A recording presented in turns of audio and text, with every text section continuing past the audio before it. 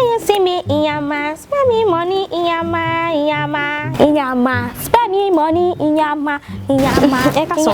Hello. Ẹ jọ̀ọ́ ṣé ibi ìbàyìí náà ti make ear. Airport níbí. In case I fẹ́ travel. Nígbà tí gbogbo ta tó jọ, abẹ́lé ìjọ map of Africa lójú yín.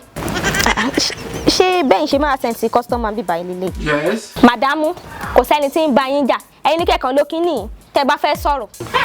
Actually, mo fẹ́ style irun ọmọ mi ni. Irú style wo lẹ fẹ́ ṣe? As you can see, my baby is a beautiful girl. Do you know Lekki bridge style? Ha, kò sí kan tá ìṣe ń bí. Sẹ́lẹ̀ tó ẹ̀sẹ̀ lọ́hùn. Èkó bridge ló ṣe. What? Really? One in town sí ni. Ẹ lè rí irun bò mi. Lekki bridge style yẹn ti wà okay, so èló lówó mi? Ẹ sá mi 45,000 wá báwọn. Ha, kí ló dé ṣe first lady lẹ fẹ́ style irun fún ni. Èló gan ni irun tó wà lérè mi tí mo jẹ́ ìyá ẹ̀. Ẹ wo 5,000 naira ni máa fún yín o. Kàkà fi ṣe mainland bridge o, Abẹ́òkúta bridge. Àbẹ́ wà ní ànọ́pa. Ẹ bá lówó mọ́ ní kẹ́ jẹ́ àmọ́. Àbẹ́ wà ní bẹ́ǹsì ń jẹ epo. Láti jàtí. My mom ṣe wá mọ ṣẹ́ṣá torí bèbí lọ ń ṣerú fún o. She what? Ha, ní kọ́ọ̀tì. Ìyá rẹ̀ lọ sì fi jọ. Tọ́sẹ̀ inú sọ́nsọ́n. Ẹ ṣe bá mi ṣe fún ẹjọ́ èdè wa kí ẹ̀fọ́ tẹ bá ti bá mi ṣe yẹn. Ẹ ṣe àmọ́kọ́ ọmọ kékeré ni. Mo ní pẹ́ because I'm late for the party. Mo ní pẹ́ dé bọ́ ẹ má jẹ́ kó dùn ó yá. You sit down here. Sit down.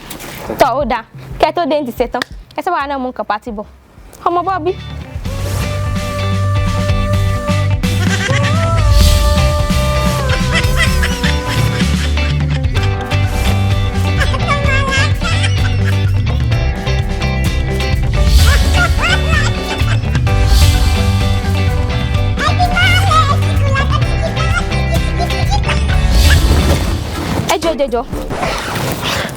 Ẹjọ́ òpónú wo ló ṣerun fún ọmọ oníbí báyìí?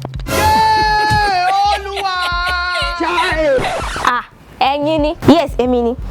Style ìyanu wo lẹ ṣe sórí ọmọ fún mi? Ti bẹ́yìn lẹ́ni Lekki bridge style. Yes. So does this look like the style to you? Ọmọ Bọ́bí. Ṣé sẹ́yìn ò rí pé ibi onírànlẹ̀ bọ̀ tó Lekki? Okay. Ibi ló ti sanwó tó gate.